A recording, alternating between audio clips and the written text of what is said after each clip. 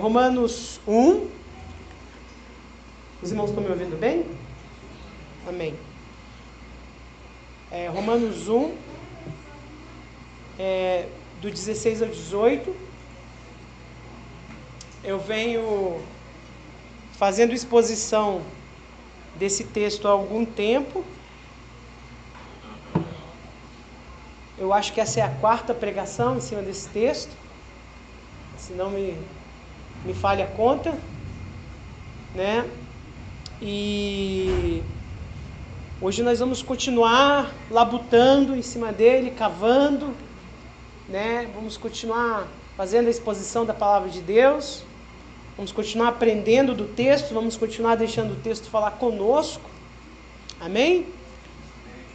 Então, Romanos 1, do verso 16 ao 18, diz assim: Pois não me envergonho do Evangelho, porque é o poder de Deus para a salvação de todo aquele que crê, primeiro do judeu e também do grego, visto que a justiça de Deus se revela no Evangelho, de fé em fé, como está escrito: o justo viverá por fé. A ira de Deus se revela do céu contra toda impiedade e perversão dos homens que detém a verdade pela injustiça. Amém? Nessa exposição de hoje, nós vamos focar no seguinte: o evangelho dito aqui por Paulo,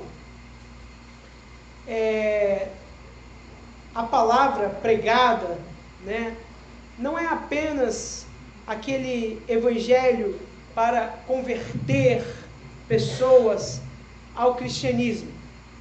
Não é o evangelho que você prega a quem não conhece a palavra, mas sim o evangelho que você prega a cristãos, crentes, que conhecem a palavra de Deus e que também necessitam do evangelho em suas vidas diariamente. Como banho, ou alimento, ou escovar os dentes. Experimenta deixar de fazer essas coisas, ou comer, né? Certamente coisa boa não vai sair. Então, a pregação do Evangelho nos fortalece a continuarmos no caminho da fé, no caminho da obediência, no caminho da justiça. Então, a salvação dita aqui não é apenas conversão, né? Se tornar um crente, é uma vida de santidade também, né? É uma vida de caminhada com Cristo. Isso também é salvação, né? Eu espero que nós saiamos daqui nessa noite entendendo isso, né? De forma clara, de forma límpida, como cristal. Nós temos frisados em nossos GRDs, né? Para quem não sabe, para quem nos visita, o GRD é um grupo de discipulado e resgate, que na verdade são reuniões que nós fazemos nos lares, nas casas, onde nós debruçamos sobre a palavra de Deus, sobre os textos bíblicos, e onde nós aprendemos a palavra de Deus. Então, se você deseja conhecer, você que nos visita, um de nossos GRDs, nos procure e nós vamos indicar um GRD mais próximo de você. Então, meus amados, se você tem frequentado os nossos GRDs, essas reuniões têm feito grandes diferença nas nossas vidas, né? Na vida das pessoas que frequentam essas reuniões. Nós temos aprendido muito.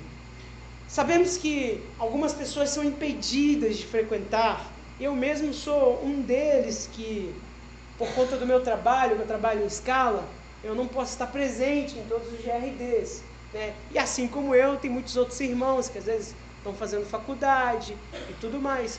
Mas se você não tem nenhum impeditivo, não deixe de participar dos nossos GRDs, porque eles têm sido verdadeira bênção nas nossas vidas. É um maná do céu, é um alimento sólido, né? Nós temos crescido como igreja nesses nossos GRDs, para honra e glória do nome do nosso Senhor Jesus Cristo.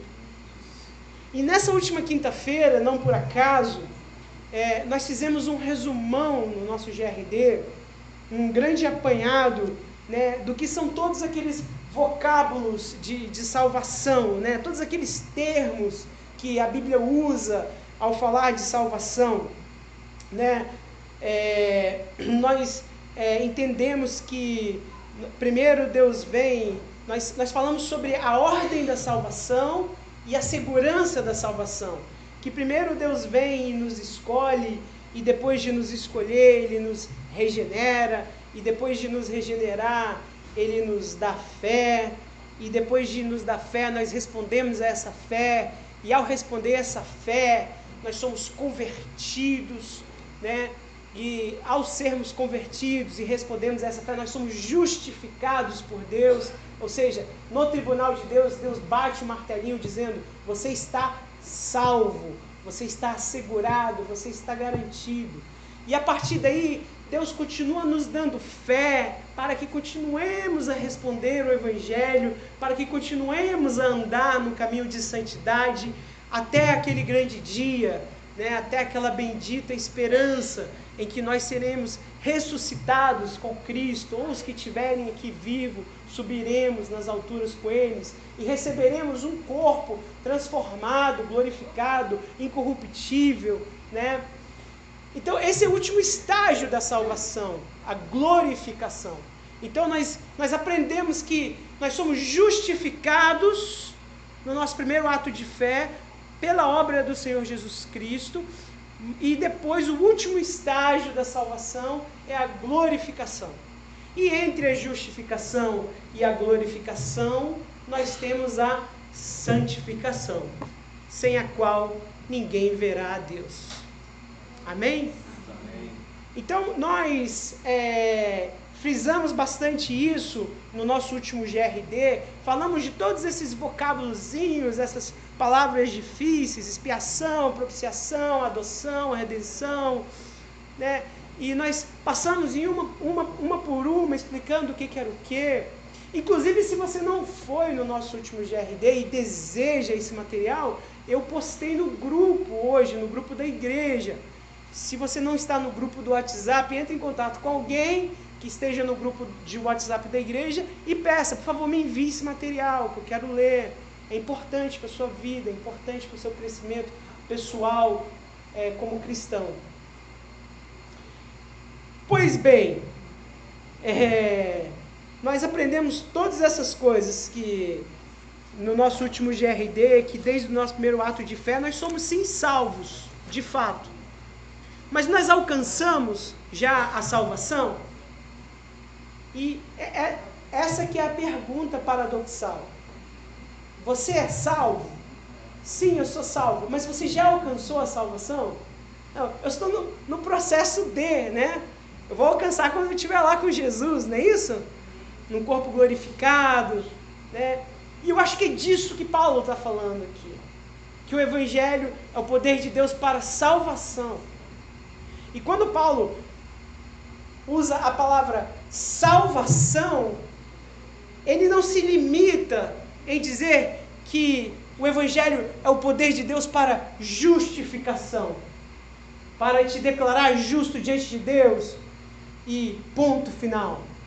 Não, ele está dizendo o seguinte: o Evangelho é o poder de Deus para te justificar, te santificar e te glorificar. O Evangelho é o poder de Deus para te caminhar, fazer você caminhar em todo esse processo, né? Muitos cristãos têm essa dificuldade de ler isso nesse texto, de extrair, né, isso deste texto, né? Antes de entrar um pouco nisso, eu quero frisar bem que sim, o Evangelho é o poder de Deus para justificação. Se você creu no Evangelho de Cristo, se você abriu mão da sua justiça, se você se entendeu como pecador, se arrependeu como pecador, aceitou a justiça de Cristo em sua vida e disse, no tribunal de Deus eu vou apresentar a obra de Cristo e não a minha, sim, você é um justificado. Sim, você é salvo. né? E vários textos nos garantem isso nas Escrituras. Mas não é só disso que Paulo está falando, mas vamos falar um pouco disso, né? Em Romanos 10, 17, não precisa pular, pode continuar aí, aberto em Romanos 1, eu vou citar alguns versículos brevemente, né? Romanos 10, 17 diz o seguinte, pelo menos a versão mais fiel, eu não sei como é que está na versão do Emerson, mas a versão corrigida e fiel diz o seguinte, brincadeira, tá, irmãos? De sorte que a fé é pelo ouvir, e o ouvir é pela palavra de Deus. Ora, mais claro do que isso, é impossível. Nós recebemos fé de Deus quando nós ouvimos. Ouvimos o quê? A palavra de Deus pregada. Nós falamos isso hoje na EBD. A palavra pregada é um meio de graça. É um meio pelo qual a graça de Deus chega até nós, né? Mas para que a palavra de Deus chegue até você, é necessário que você tenha ouvidos. E eu não falo de ouvidos, né, carnais, né? Não estou falando do aparelho auricular, né, do seu tímpano. Eu estou falando de ouvidos espirituais, né? Deus precisa te dar ouvidos. Quem tem ouvidos, ouça. Eis que estou à porta e bato. Quem abrir, entrarei e cearei com ele. Aí 2 versículos depois ele fala, quem tem ouvidos para ouvir, ouça. Para eu abrir a porta, eu preciso ouvir alguém batendo. Em outro lugar, Jesus vai dizer, eles vão perguntar a Jesus, por que você fala por tantas parábolas? E ele vai falar, porque a vós é dado ouvidos para vocês ouvirem e entenderem os mistérios do reino de Deus. Aos outros, não. Ó Pai, graças te dou, porque revelaste essas coisas a estes pequeninos e ocultastes dos grandes sábios e entendidos. Então, a fé vem pelo ouvir. Ouvir a pregação. À medida que você ouve a pregação, você recebe fé. Mas antes disso, o próprio ouvir vem da própria pregação. Então, no momento que eu estou aqui pregando o Evangelho, Deus pode regenerar o seu coração. Deus pode te dar ouvidos. Talvez você não se converta de imediato, mas Deus talvez plante o Espírito dele em ti e comece a te inclinar para uma nova vontade. Uma vontade não mais como a sua velha vontade pecadora, começa a te inclinar mais para Cristo. Cristo começa a parecer mais desejável para você. É isso que é receber ouvidos. Então, sim, o Evangelho é poderoso para fazer isso. Glória a Deus. Em 1 Pedro 1,23, vai ser dito o seguinte, pois fostes regenerados, não de semente corruptível, mas incorruptível, mediante a palavra de Deus, a qual vive e permanece. Sim, o Evangelho causa regeneração em nossos corações.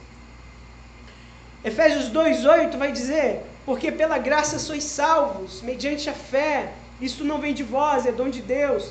Sim, o Evangelho pregado nos gera fé, que é um dom de Deus, uma fé que vem de Deus, que não vem de nós mesmos, nós não produzimos essa fé. Nós produzimos muitas coisas, mas fé de salvação não, né? E 1 Coríntios 1,18 vai ser dito o seguinte, certamente a palavra da cruz é loucura para os que se perdem, mas para nós que somos salvos, poder de Deus. Sim, o Evangelho regenera e sim, o Evangelho ele justifica. É inegável que o Evangelho seja esse poder de Deus de te regenerar, de te converter, de te justificar, sem que você tenha feito coisa alguma para merecer isso. Mas essa não é toda a verdade, né? Não é toda a história, né? Como eu falei, muitos passam por aqui desapercebidos e não entendem o que Paulo está dizendo, né? Basta você ler o capítulo todo e contextualizar esse verso 17, que você vai ter um entendimento do que Paulo está falando, né? O Evangelho é também o poder de Deus para te salvar, para te assegurar no caminho da salvação, para fazer você obedecer a Deus. Eu quero usar uma frase do John Piper, né, pastor batista, americano, já aposentado, hoje só autor, e ele diz o seguinte, sobre esse texto, sobre o versículo 16 mais precisamente. A palavra salvação, ou poder de Deus para a salvação, se refere ao triunfo do Evangelho na vida dos crentes, para trazê-los de suas imperfeições para um relacionamento interno com Deus, baseado em segurança, alegria para sempre, sempre e sempre. Portanto, o Evangelho é também para os crentes, assim como é para os não crentes. Amém? Então, John Piper vai afirmar isso, né? Que o Evangelho, dito por Paulo aqui, a salvação, dita por Paulo aqui, é também para os crentes.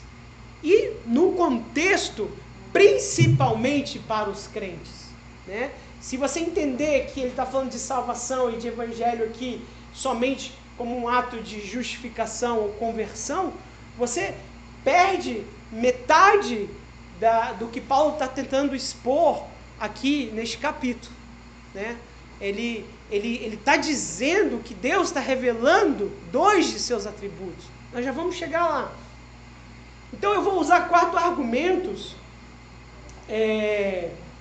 para defender que a palavra salvação e evangelho aqui não é somente nesse sentido de conversão ou regeneração, mas é também nesse sentido de santidade, vida santa, vida cristã, caminhada com Deus, de negar-se a si mesmo diariamente, arrependimento diário. Devemos ouvir e aceitar o Evangelho todos os dias de nossas vidas. O primeiro argumento é que ele fala o seguinte, que o Evangelho não nos deixa envergonhados, né? Não me envergonho do Evangelho. Justamente por quê? Porque ele é o poder de Deus para a salvação. Ora, se Paulo estivesse falando apenas de convertidos, de conversões, no que o Evangelho seria diferente de tantas outras religiões? Hoje em dia você consegue converter pessoas a qualquer tipo de coisas. Basta uma boa oratória, como o nosso irmão Douglas falou no início, né? Basta um discurso cheio de oratória, né? E vazio de vida, e você vai conseguir converter pessoas às coisas mais imbecis e bizarras existentes, né? Eu poderia citar muitas coisas, né? Muitas religiões assim que é difícil de acreditar que existem, né? O próprio satanismo, né? Tá em ascensão, né? As pessoas deliberadamente estão escolhendo adorar Satanás, né? Satanás da Bíblia, né? Em forma de protesto, afronta ao cristianismo, eu não sei o que é, mas isso não tira a imbecilidade deles. Eles continuam sendo imbecis. Então, são convertidos, né? Você consegue converter pessoas a ideologias, né? O que mais tem hoje na nossa sociedade são pessoas cheias de argumentos, cheias de convencimentos, cheias de sofismas, né? Defendendo suas posições, seja lá qual for. O cara, às vezes, para combater um vazio no coração dele, ele começa, sei lá, eu vou defender a causa dos animais. Eu agora sou contra a violência contra animais. Né? Não estou dizendo que eu sou a favor, irmãos. Eu estou dizendo o seguinte, isso é muito raso. Né? Esse estilo de vida é muito raso. Né? Isso não te preenche. Isso não te converte, mas não te salva. Então, o argumento de Paulo aqui é que o Evangelho, no final das contas, não vai te deixar envergonhado. E não vai ser como essas ideologias ou essas vãs religiões que no final das contas você roda e não alcança a salvação. Mas muito pelo contrário, no Evangelho você vai alcançar a salvação. Deus vai te assegurar a salvação. Então, esse é um primeiro argumento de que salvação e Evangelho aqui está sendo usado num contexto de toda a caminhada cristã e não somente de conversão. Porque senão não teria nenhuma diferença entre o Evangelho e outras religiões ou filosofias ou ideologias, né? E eu nem preciso citar aqui, né? Já vem um monte na cabeça. Hoje tem gente defendendo um monte de coisa, né? Um monte de coisa absurda. Tem gente que defende que a Terra é plana. O cara faz disso uma ideologia. Ele faz disso uma meta de vida. Eu vou provar. E labuta em cima daquilo. E usa argumentos. Se tem alguém hoje aqui que acredita nisso, me perdoem, não é um ataque pessoal. O segundo argumento é que Paulo, quando ele usa a expressão o Evangelho é o poder de Deus, aí ele usa a expressão para a salvação. Essa expressão para a salvação, ela traz uma ideia de futuro. Todas as vezes que ela é usada no Novo Testamento, né, ela traz uma ideia de algo que nós ainda esperamos, né? Eu vou citar alguns exemplos. 2 Tessalonicenses 2,13 diz o seguinte: porque Deus vos escolheu desde o princípio para a salvação, pela santificação do Espírito e fé na verdade. Olha que interessante, eu vou ler esse versículo de novo, prestem atenção na profundidade desse versículo. Eu acho que esse vale até a pena projetar. Está projetado? Obrigado, irmão. Na mesma linguagem? Deixa eu me perco lendo ali. Porque Deus, 2 Tessalonicenses 2,13, porque Deus vos escolheu desde o princípio do mundo. É isso que está escrito ali? Não. 2 Tessalonicenses 2,13? Tá. A parte B, né? Eu comi a parte A. Porque Deus vos escolheu desde o princípio do mundo para a salvação, né? Aí que tá, para serem salvos, né? Vai dar no mesmo. Mediante a obra santificadora do Espírito e a fé na verdade. Então, notem que Deus ele não vem e te justifica e fala, bom, agora que você foi justificado, eu vou fazer você ser santificado, né? Não. O processo de salvação, ele envolve a justificação e agora, uma vez justificado, uma vez garantido já por Deus, no tribunal de Deus, que você é salvo, Ele vai te conduzir à salvação pela santificação. Então a santificação é um veículo da salvação, assim como a fé, é o que está nesse versículo aqui, mediante a fé e a santificação. Então, perceba, se eu sou um justificado por Deus, eu estou nesse caminho de fé e de santidade.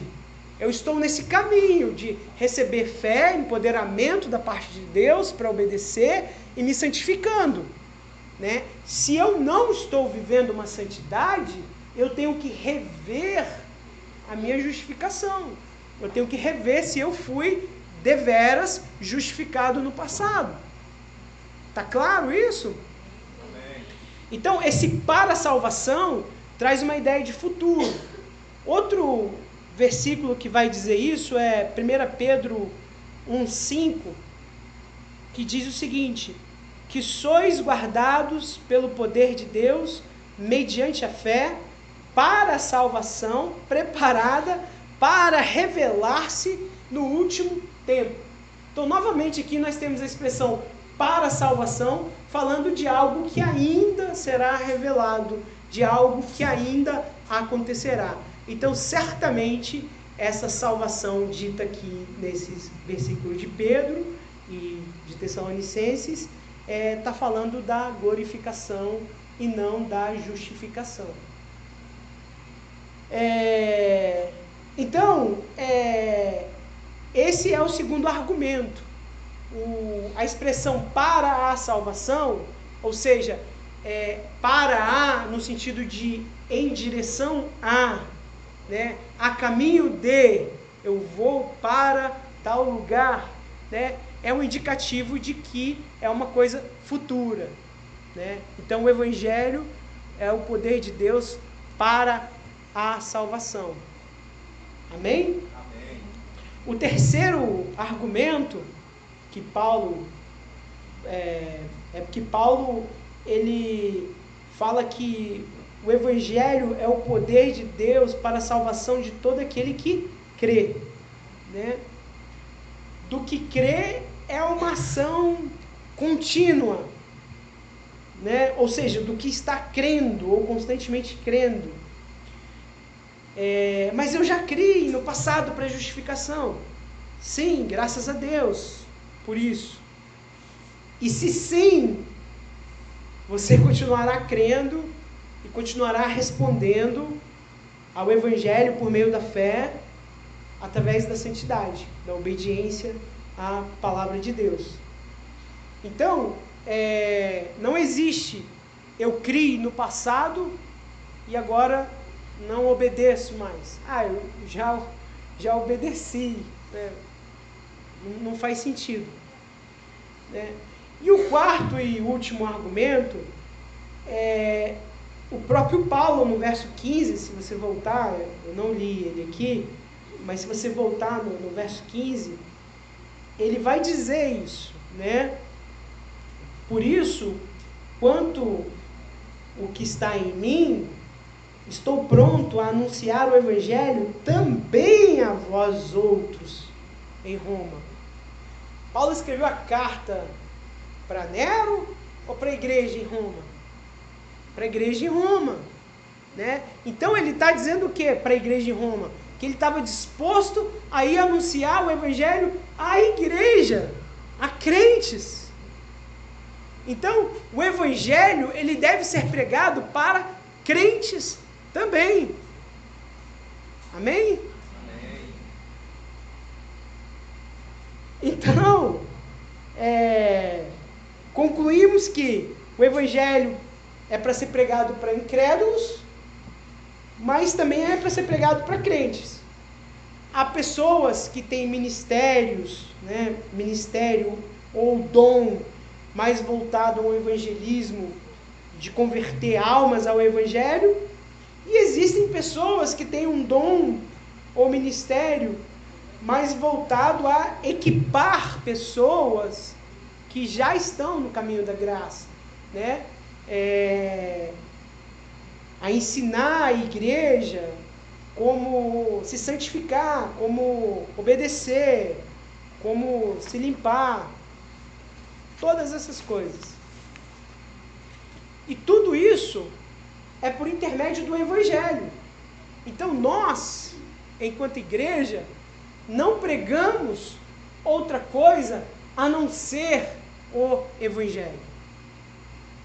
Então talvez quando nós lemos a palavra Evangelho aqui, nós possamos fazer algumas inferências saudáveis. Sã doutrina. Quando nós estamos pregando a sã doutrina, nós estamos pregando o Evangelho, né? Quando nós damos ensinamentos para as pessoas andarem em santidade, andarem na contramão desse mundo, nós estamos pregando o Evangelho, né? Não é outra coisa a não ser o Evangelho. Não pode sair nada desse púlpito a não ser o Evangelho. Só o Evangelho pode sair desse púlpito. É assim que tem que ser. Amém? E aí no verso 17, Paulo diz que a justiça de Deus se revela nesse evangelho, né? Visto que a justiça de Deus se revela no evangelho, de fé em fé, como está escrito, o justo viverá pela fé. E o que seria essa justiça, né? A palavra justiça, ela é usada de muitas formas na Bíblia, mas aqui certamente justiça tem uma conotação de misericórdia, né? Buscai o reino de Deus e a sua justiça, né? É nesse sentido que Paulo está falando, de reparação de dano, de Deus em usar de misericórdia, né? Inclusive a expressão, abre aspas, o evangelho é o poder de Deus para a salvação, visto que a justiça de Deus se revela no evangelho, fecha aspas, nos sugere que a justiça de Deus, que é revelada no evangelho, é a evidência de que o evangelho é o poder de Deus para a salvação. Vocês não entenderam nada, né? Parece confuso, mas eu vou explicar. Vamos ler o texto de novo. Romanos 1, 16 ao 18. Pois não me envergonho do evangelho, porque é o poder de Deus para a salvação de todo aquele que crê, primeiro do judeu e também do grego. Aí começa aspas que eu abri. Visto que a justiça de Deus se revela no evangelho. Aí fecha as aspas que eu abri. De fé em fé, como está escrito, o justo viverá pela fé, e a ira de Deus se revela do céu contra toda impiedade e perversão de homens que detêm a verdade pela injustiça. Então, o que eu quis dizer naquela frase complicada é que o evangelho, e eu abri aspas dizendo que o evangelho é o poder de Deus para a salvação, visto que a justiça de Deus se revela no evangelho, isso nos sugere que essa justiça que é revelada no evangelho é a própria evidência do poder do evangelho. Agora ficou mais claro? Mais ou menos, né? Mas vai ficar claro. Vai ficar claro. Então, quando eu fizer o contraste entre justiça e ira, vai ficar mais claro. Aí a gente volta aqui. Então, afinal de contas, que justiça é essa que o Evangelho nos revela? Nós podemos pontuar algumas coisas, né? O Evangelho tem o poder de te justificar. O Evangelho tem o poder de anular todos os seus pecados. O Evangelho tem o poder de afastar a ira de Deus da sua vida. O Evangelho tem o poder de afastar a inimizade de Deus contra a sua vida. O Evangelho tem o poder de tornar você um filho de Deus. O Evangelho tem o poder de fazer Deus olhar para você com olhos de misericórdia. O Evangelho tem o poder de fazer você se arrepender de seus pecados. O Evangelho tem o poder de fazer você obedecer a Deus. O Evangelho tem o poder de fazer você viver uma vida santa. O Evangelho tem o poder de fazer você lutar contra o pecado. O Evangelho tem o poder de fazer você mortificar o pecado. O Evangelho tem o poder de preservar você no caminho da santidade. Aleluia. Glória a Deus. Obrigado, Senhor. Agora aqui, Paulo faz um contraste, né? Quando nós lemos, né, o Evangelho é o poder de Deus revelado, e depois ele vai falar que existe uma ira de Deus revelada, né? Então, e aí talvez a gente fique mais claro o que eu falei mais cedo, que não ficou tão claro. Nós, enquanto cristãos, e eu finalizo com isso, nós somos pecadores, né? E antes de conhecermos a Cristo, éramos totalmente pecadores, totalmente inclinados para o pecado, né? E nós não agradávamos a Deus, nós não conseguíamos nos voltar para Deus, fazer qualquer coisa que agradasse ou chamasse a atenção de Deus. Nós nem desejávamos Deus, Mas ao entrar em contato com o Evangelho, né, Deus ele começa a inclinar o nosso coração, né, para Ele. Deus passa a ser atraente quando não era antes, né? Então, agora, enquanto crentes, enquanto igrejas, enquanto obedientes da palavra de Deus, essa obediência é a própria evidência do poder do Evangelho. Entendeu agora? Porque o meu corpo pecador, cada célula do meu corpo é pecadora. Cada célula do meu corpo é má. A minha natureza é má, é depravada. Somos depravados por natureza. E mesmo você, sendo esse inimigo de Deus, depravado, Deus consegue, através do Evangelho, fazer você obedecer a palavra de Deus. Deus consegue tirar o verdadeiro louvor da sua boca. Deus consegue fazer de você um verdadeiro adorador, em espírito e em verdade. Esse é o poder do Evangelho. E é isso que Deus está revelando em nós. Deus está revelando isso em nós, para o mundo. Olha, todos são pecadores, mas tem um povo que se chama pelo meu nome, que mesmo na condição de pecador, me obedece. Mesmo na condição de pecador, é atraído por mim. Mesmo na condição de pecador, se santifica. Mesmo na condição de pecador, me ama, me busca, me adora. Isso é revelação da justiça de Deus através do Evangelho em nossas vidas. Ao passo que o mundo, Deus começa a revelar sua ira. E isso que acontece na igreja é só um começo do que está por vir, da verdadeira justiça de Deus. Quando nós alcançarmos a salvação verdadeiramente, nós teremos alegria para sempre duradoura e para sempre crescente. Isso é inimaginável. Assim também como a ira de Deus já está sendo revelada no mundo. Quando você olha para essas pessoas se perdendo em seus pecados, né? Só há uma razão delas estarem se perdendo em seus pecados. É a rejeição do Evangelho. E porque elas rejeitaram o Evangelho, o próprio Deus as entregou numa reprovação, numa disposição mental reprovável, né? Então elas não só praticam o mal, como elas acolhem e aplaudem aqueles que também o fazem.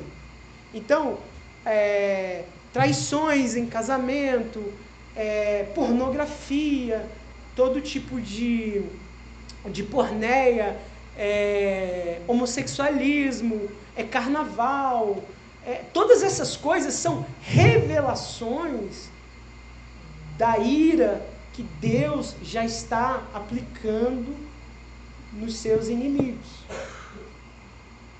E isso nós vamos pregar para frente, quando nós chegarmos lá no verso 18. A gente está tentando sair do 16, entrando no 17. Nós vamos chegar lá. Mas eu queria fazer esse contraponto já agora, para você entender o poder do Evangelho. Deus deseja revelar dois de seus atributos, a misericórdia e a ira. Ele revela pelo Evangelho a misericórdia àqueles que ouvem e respondem com fé. E revela a sua ira àqueles que ouvem e não respondem por ausência de fé. Né? Então, o próprio fato da justiça de Deus estar ocorrendo em nossa vida é a evidência do poder do Evangelho.